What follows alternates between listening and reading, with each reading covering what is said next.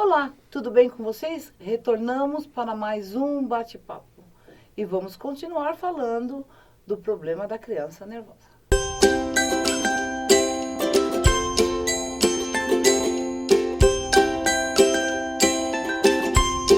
Antes de começar o nosso bate-papo, quero agradecer o pedido que eu fiz dos likes e dislikes, está muito bom. A gente vai tentando ajeitar ao gosto de você, pai e mãe, que consiga compreender rapidamente o que nós estamos falando. Retornando assim algumas dúvidas, eu vou fazer um apanhadinho, que é o fato da criança que dorme, mas esse não foi o maior problema do povo que viu esse nosso bate-papo. É assim, doutora, como é que nós vamos ter ideia e saber que essas ideias estão corretas e que eu estou levando essa criança para o caminho certo, assim, para que ela se torne mais calma na hora de dormir? O que é que eu tenho que fazer durante o dia? O meu filho precisa ir num psicólogo ou não? Então, mãe, tudo isso é muito relativo. O psicólogo, ele vai tentar fazer com a criança todo um trabalho para tirar uma ansiedade, talvez um medo, e ele vai estar sempre brincando com essa criança, principalmente se ela for pequena. Vocês concordam que ela não consegue chegar no psicólogo e falar qual é o problema dela? Então ele vai brincando, aí ele vai tirando. Ótimo, super válida essa terapia. Uma vez por semana. Ou duas. Mas quem convive com a criança é você. Então eu estou vendo qual é o seu desespero e consigo compreender. Aonde eu vou recorrer para ter essas informações do que eu devo fazer e como eu devo me comportar, a hora que ele faz uma birra, e mesmo assim, eu estou lendo a história, mas aí ele resolveu levantar do berço e fazer uma birra danada e começar a gritar que não vai ficar lá. Como eu vou reagir a essa situação? Então, na verdade, esses bate-papos nossos, eu estou dando um apanhado geral, né, dos problemas que não é só seu, é da grande maioria das pessoas. E lá naqueles primeiros bate-papos, eu falei para você que eu estava tentando fazer, e nós já estamos caminhando bem para isso, para uma associação, que no início tinha surgido a ideia de ser uma associação só para autistas e para crianças que tinham déficit lá neurológico, né, que tinham patologias mesmo. E aí, conversando com um, conversando com outro, ouvindo uma mãe, ouvindo um grupo de mães, a gente chegou à conclusão que a gente tinha que ampliar um pouquinho mais isso. Para as mães que também não têm crianças com problema neurológico, daquelas crianças que não têm limite. Como que essa mãe vai lidar com ela? Porque você concorda que é muito difícil essa mãe ficar pagando um psicólogo para aprender como ela vai lidar com a criança? Então, na verdade, a gente está bolando dentro de um centro que a gente está desenvolvendo, uma associação que está começando aqui em Nova Odessa, porque eu falo de Nova Odessa, mas estou falando para a micro-região, que é Sumaré, Santa Bárbara e Americana. A gente trazer mães que já passaram por essa experiência, a gente indicar para você sites onde você pode aprender brincadeiras, onde você pode realmente ir conduzindo a sua criança de uma forma adequada. Tudo isso é muito fácil e muito simples de ser feito. Basta a gente ter associação, a gente ter uma reunião marcada por semana, que você vai começar a entender todo o mecanismo. Olha, criança é uma coisa que você tem que saber levar. Existe um livro muito importante que ele chama A Arte da Guerra. Esse livro foi escrito por um general chinês. E ele foi passado de gerações para gerações e ele foi trazido para o seu cotidiano.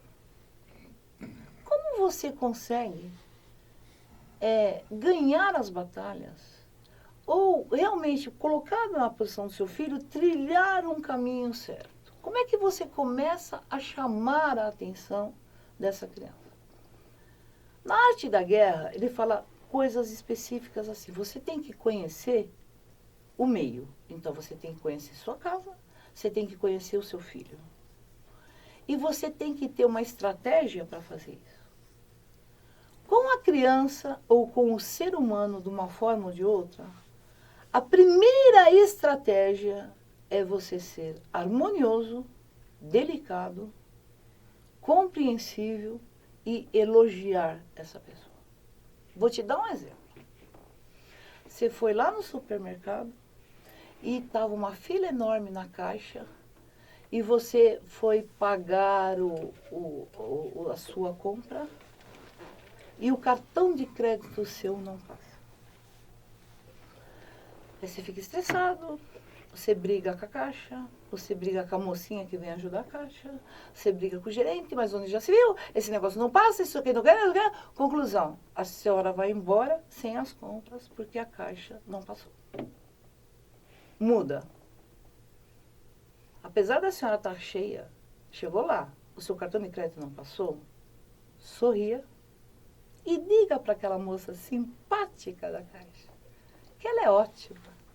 Você tem certeza que ela vai dar um jeitinho nisso. Acabou, bem. O gerente vem resolver seu problema, a amiguinha que vem ajudar a caixa resolve seu problema. E se o seu cartão não passar, mãezinha, eles vão falar assim, deixe um documento, a senhora sai com as compras e depois, quando subir, nós vamos resolver o problema. Ou então eles se viram das tripas coração para saber como é que a senhora vai sair de lá com as compras. A senhora entendeu que é uma coisa de empatia? E isso é com seu filho também.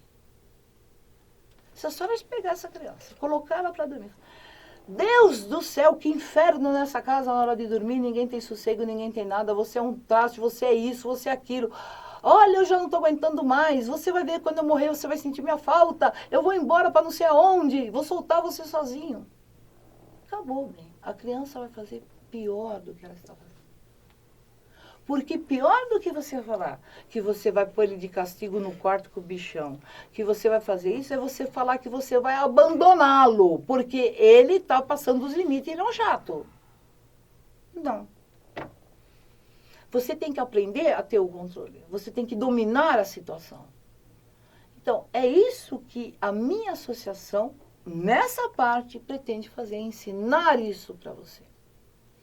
Então, o que você faz? Mãe, você respira fundo, olha para a criança e fala assim, você é maravilhoso. Eu tenho certeza que, nossa, hoje você vai dormir legal e você vai ouvir a história, porque você é muito inteligente e eu confio em você. A senhora ganhou metade da batalha. Você está entendendo? Por que toda a psicologia hoje diz o seguinte, não bata na criança. Não grite com a criança. Mas a psicologia não diz para você não castigar a criança. E não colocar uma ordem na vida dessa criança. Então, não bater, não gritar, não significa consentir em fazer uma bagunça total. E tem meios. Uma criança pequena deve ser castigada quando ela faz alguma coisa errada? É óbvio que sim. E a senhora tem que aprender a castigar. Então, está na hora de estar começando a se arrumar para dormir e tudo mais, e aí o Pedrinho resolve botar a boca no mundo, né? Porque isso já aconteceu na minha casa, tá? Ele gruda nos batentes das portas, ele não vai entrar, ele grita, ele se joga no chão, ele quer ir para casa da avó, e aí a senhora começa a fazer o escândalo, eu vou te bater, eu vou fazer isso. Não. A senhora para. Espere ter o ataque, porque o ataque de uma criança não dura mais do que 5 minutos, tá certo? Vira para ele e fala assim, poxa vida, você é uma criança tão boa, tão legal, o que é que está acontecendo? Por que você não quer dormir? O que está acontecendo lá que você não quer dormir? Ele vai tentar, porque ele não tem argumento, né? Ele vai tentar de novo fazer o escândalo e a senhora com a paciência vai falar isso. Olha, eu estou perguntando para você. Aí, de repente, numa dessas loucas, ele vai lá, pega o seu, sei lá, o seu bibelô lá, o seu enfeite e joga no chão e quebra. E fica por isso mesmo? Não. A senhora vira um tapão nele? Não. A senhora pega aquela criança e põe ela de castigo. Quanto de tempo essa criança vai ficar de castigo? O dobro da idade. Em minutos. É o suficiente. E se a senhora acha que eu estou brincando, não estou. Então a senhora pega uma criança de 5 anos e deixe ela 10 minutos sentada, aonde a mão não alcance nada, ela não pode mexer em nada, ela tem que ficar sentada ali, 10 minutos, senhora, é eternidade. Aquilo não passa nunca. Foi para lá, você vai pensar, porque você fez isso, porque estava errado. Na hora de você tirar, você fez errado, você não pode fazer. Você entendeu que você sentou aqui porque você fez isso? E que quando você fizer as coisas erradas, você vai voltar para esse lugar? Ai, doutor, mas ele não para. Pois é. Então, lá, de novo, eu falei, tudo é uma imitação. Primeira vez que você colocar, ele não vai parar. Então, você fica na frente dele. Ele levantou 60. Ele levantou 60. 5, 3, 4, 5 vezes, até ele compreender que aquilo é um castigo. E eu garanto para a senhora que na noite seguinte ele não faz isso. Se você continuar mantendo o seu ritmo, sabe, de elogio, o seu ritmo de paciência, o seu ritmo de conversa, e não, vamos supor, ameaçar a criança, e não agredir a criança, e não dar bola para a criança, que é pior ainda, né? Ele vai começar a entrar no jeito. Então, educar é uma coisa muito difícil. E por que a gente tem que ter essa associação, esse bate-papo com as mães, e tem que ser marcado uma vez por semana, e depois que a gente começa a andar nesse ritmo, ele vai sozinho, as experiências de mãe, os grupos de mães, porque vocês, mães, têm que se unir. A educação mudou. Você não sabe se você faz com o seu filho o que sua mãe fez com você, ou se você deixa o seu filho fazer o que ele bem entende. Então, você tem que ter orientação. Quem vai orientar você? Os médicos, os psicólogos, os terapeutas. Só que nós estamos visando, hoje, a criança. A gente faz tudo isso para a criança. E a mãe ficou para fora. Ela não entende como é que é o raciocínio, como é que ela tem que fazer em casa. E não é só a mãe, o pai também. Então, vamos formar esses grupos como se fosse uma família grande que tem o mesmo problema. Aí uma fala assim, olha, eu inventei um joguinho tal que foi muito bom. Eu fiz tal coisa que foi muito boa. E aí você vai se desenvolvendo. Vou te dar um exemplo. A maior parte das mães fala assim para as crianças. Você está de castigo no banheiro. Gente, vocês já foram num banheiro? É um mundo de coisa para mexer. Você acha que a criança vai ficar sentada no banheiro? Ela abre a gaveta, ela está se distraindo, ela pega uma coisa, ela pega o shampoo, ela pega outra, ela faz isso, ela faz aquilo e o tempo passa. Ela não está sentindo realmente aquele castigo. Ou então a mãe fala assim, você vai de castigo para o seu quarto, também tem um monte de coisa para fazer. Ou a mãe fala, você fez isso? Eu estou tirando o seu videogame. E daí? Ele tem bola, ele tem bicicleta, ele tem outra coisa, sabe? Não está fazendo falta. Então, o castigo é a pessoa sentada, pensando no que ela fez, sem ter um palito de fósforo para poder mexer. E quando a criança é maior, se a senhora quiser torturar realmente, a senhora põe um relógio na frente da criança para ela ver um minutinho passar assim, ó, até chegar no ponto que ela pode sair. Eu garanto para a senhora que o seu filho vai pensar 2 vezes antes de fazer outra.